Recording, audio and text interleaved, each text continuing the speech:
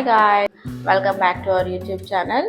And ఇప్పుడు మనం day 2 of Andaman సిరీస్లో ఉన్నాము.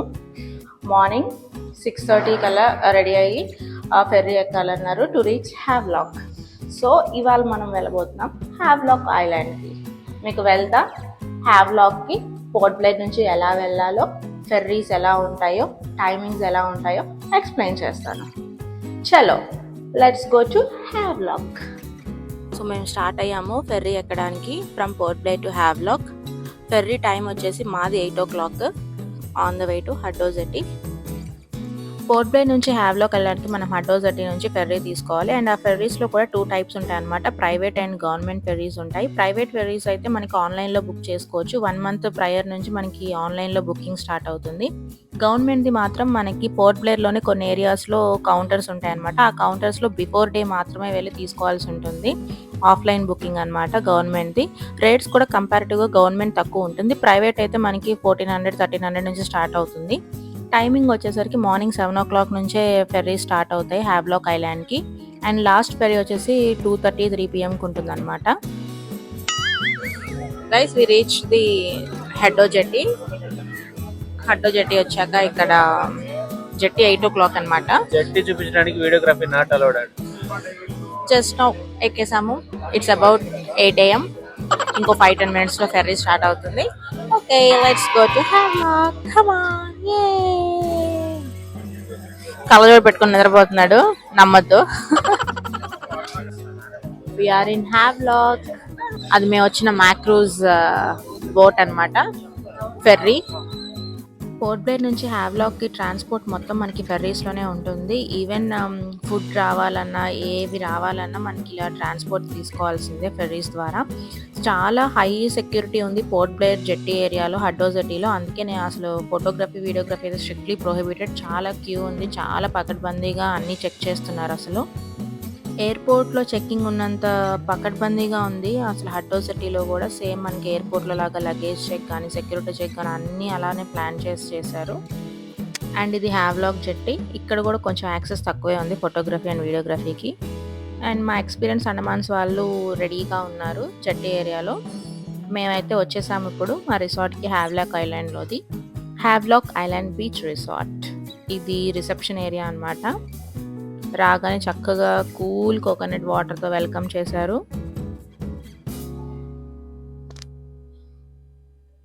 ఇదంతా entrance of the Havelock island beach resort. And ఇది ఒక category of room. And let's take a quick room tour of our room. Basic amenities అయితే అన్నీ ఉన్నాయి. యాక్చువల్లీ ఇది 4 star అంట. ఇక్కడ రిసార్ట్ చాలా బాగుంది. అంబియన్స్ కానీ, అట్మాస్ఫియర్ కానీ చాలా బాగుంది.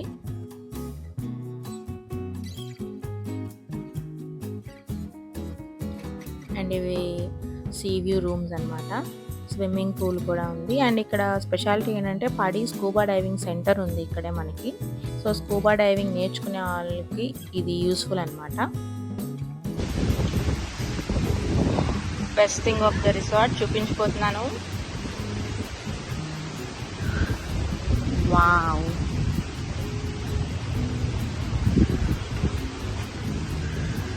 అసలు ఆ కలర్ చూసారా? Blue colour water, sky blue, dark blue.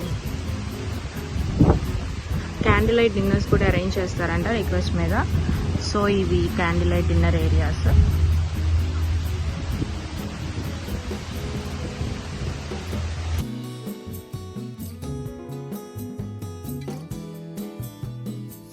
అంత మంచి బీచ్ ఏరియా ఉన్నాక ఫొటోస్ దిగకుండా ఎలా ఉంటాము? సో మేమైతే కొన్ని ఫొటోస్ దిగామన్నమాట.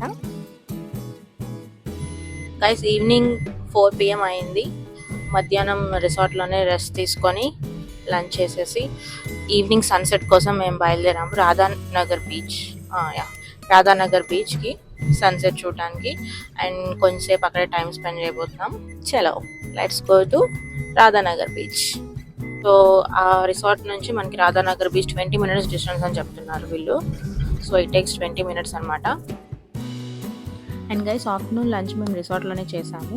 ఫుడ్ అయితే అండమాన్లో చాలా కాస్ట్లీగా ఉంది. ఎందుకంటే మనకి అన్ని transport different way of transport కదా, ఫెర్రీస్ ద్వారానే రావాలి, వాటర్ ట్రాన్స్పోర్ట్ కాబట్టి ఖచ్చితంగా కొంచెం ఎక్స్పెక్ట్ చేసాము రేట్స్ హై ఉంటాయని.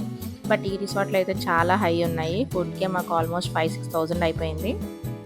And here we go Radhanagar beach. And ఈ రాధానగర్ బీచ్కి ఒక స్పెషాలిటీ ఉంది. అదేంటంటే it's one of the blue flag certified beaches of India అనమాట. మీకు ఐడియా ఉందా యాక్చువల్లీ బ్లూ ఫ్లాగ్ సర్టిఫికేషన్ అంటే ఏంటో? జస్ట్ థింక్ చేస్తూ ఉండండి. And yes, welcome to Radhanagar beach. ఇది blue flag certified beach in India, one of the blue flag certified beach in India అనమాట. And also the Asia 7th best beach అంట ఇది. Blue flag ఎందుకు ఇస్తారంటే యూజువల్గా అంత పొల్యూటెడ్గా లేని, అంటే like high standards of water quality and non polluted దానికి బ్లూ ఫ్లాగ్ ఇస్తారు. అండ్ మనకి ఇండియాలో మొత్తం 13 బీచెస్ ఉన్నాయి, బ్లూ ఫ్లాగ్ బీచెస్. అండ్ మనకి ఆంధ్రప్రదేశ్లో అయితే Rushikonda is blue flag certified beach అనమాట. So this is Radhanagar beach, Andaman and Nicobar islands. Radhanagar beach సన్సెట్కి చాలా ఫేమస్.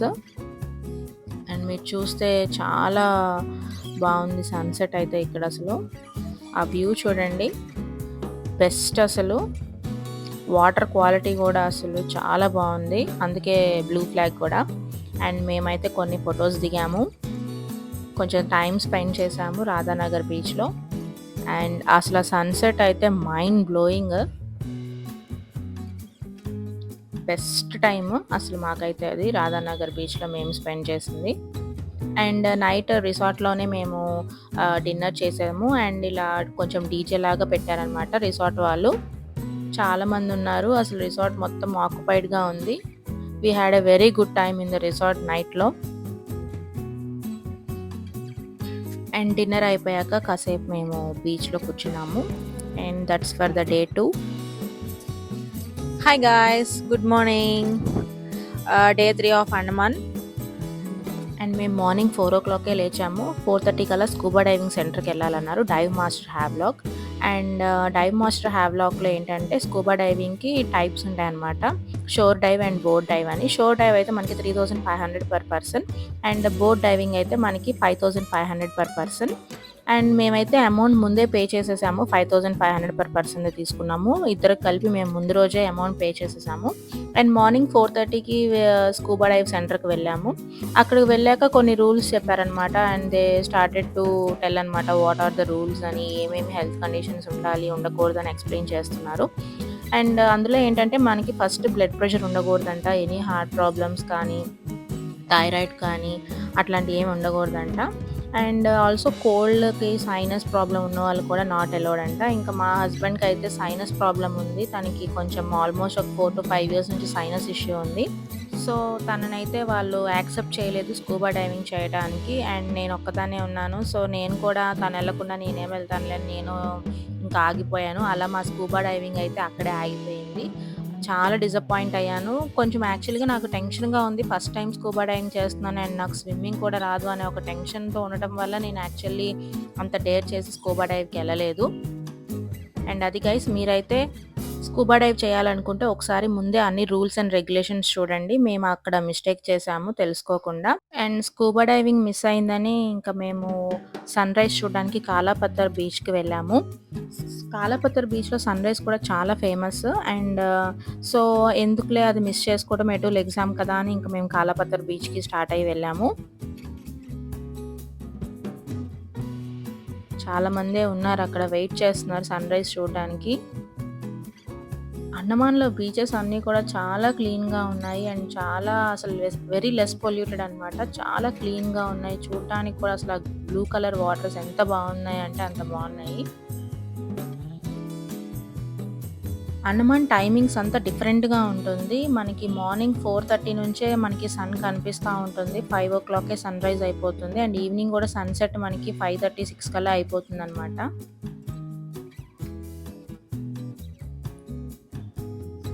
బెస్ట్ సన్ రైజ్ అసలు నేను చూసిన దాంట్లో అయితే Kalapathar beach the best sunrise view point.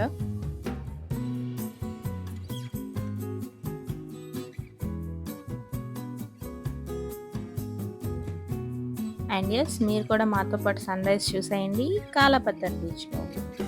Wow wow wow అసలు అసలు ఆరెంజిష్గా ఎంత బాగుందంటే అంత బాగుంది సన్ రైజ్. ఒక 1 అవర్ 1.5 అవర్ టైం స్పెండ్ చేసాం అక్కడ.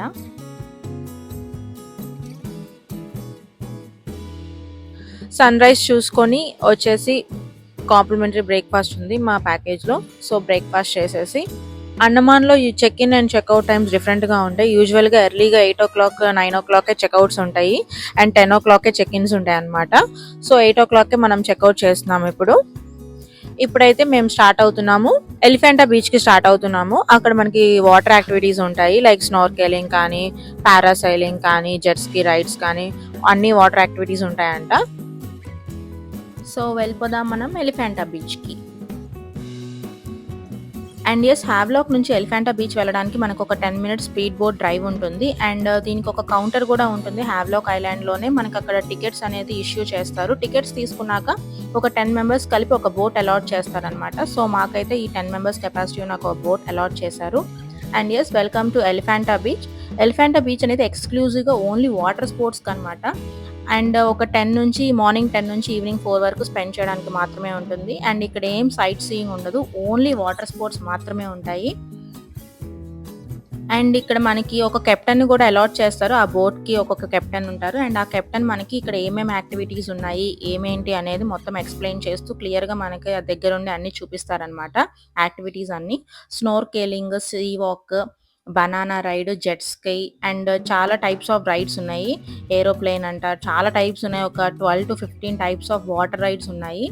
సో ఎక్స్క్లూజివ్లీగా వాటర్ రైడ్స్కి మాత్రమే ఎలిఫెంటా బీచ్. మీకు కనుక ఈ వాటర్ యాక్టివిటీస్ అన్ని మనం గోవాలో చేసాము ఏముందిలే అనుకుంటే మాత్రం ఖచ్చితంగా ఈ ప్లేస్ని స్కిప్ చేయొచ్చు.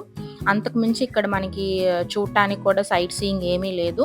అండ్ మేమైతే సీ వాక్ ఒకటి చేసాము అండ్ కొన్ని 2-3 రైడ్స్ చేసాము. అండ్ అక్కడ మనకి చేంజింగ్ రూమ్స్ ఉంటాయి, లాకర్స్ ఉంటాయి అనమాట, స్టోరేజ్ కూడా.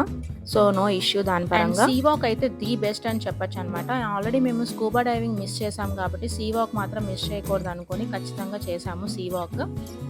3,800 per person పడింది. కొంచెం ప్రైస్ పరంగా ఓవర్ రేటెడే బట్ ది బెస్ట్ ఎక్స్పీరియన్స్ అనమాట.